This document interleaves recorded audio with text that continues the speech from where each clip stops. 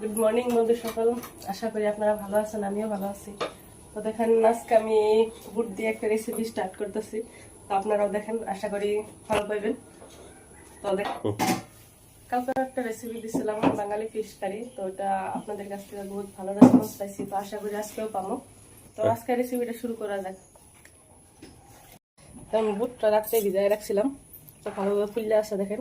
তো 3বার ওয়াশ করে নেবেন। তো আপনার কতটুকু পরিমাণে খাবেন সেই হিসাবে আলু আর বিলাহি দিলেই হলো।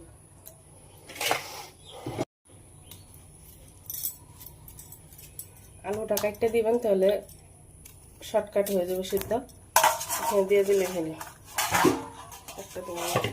নিমকটা দিয়ে নেবেন, তাহলে সিদ্ধ ভালো করে হইব আর জলদি হয়ে যাব। এখন পেঁয়াজ নেবেন পরিমাণ মতো, 2টার থেকে 3টা পেঁয়াজ নেবেন, আদা নেবেন 2-3 গলা রসুন নেবেন, 2-3টা কাঁচামরিচ নেবেন, হয়ে যাবে।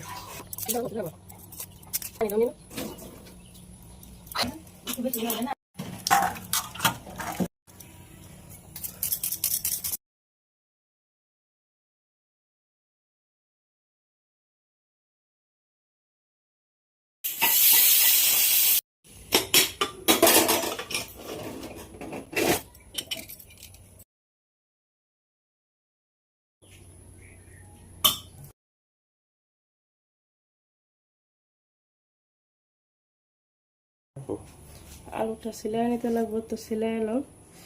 গরম আছে, গ্যাসটা জ্বালায় নিলাম। মশলা পাতি এখানে রেডি হয়ে গেছে, এখানে বুট সিদ্ধ আছে, তো এখানে তেল দেবো, দেখতে থাকেন।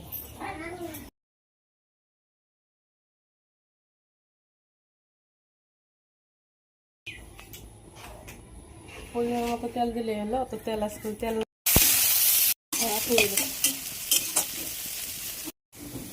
এখানে আছে আদা বাটা, রসুন বাটা দিলে এলো, আর কাঁচামরিচ আছে,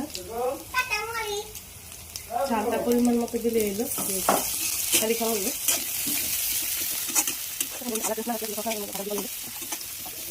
ভালো খাইবার তেজপাতা দিয়ে দিলেও হলো, ফ্লেভারটা সুন্দর হয়।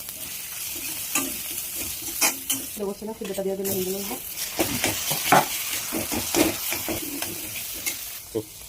হলদি গুঁড়া পরিমাণ মতো, অল্প জিরা গুঁড়া, কিন্তু আমি কাঁচামরিচ দিচ্ছি, আমাদের গরম বাড়ি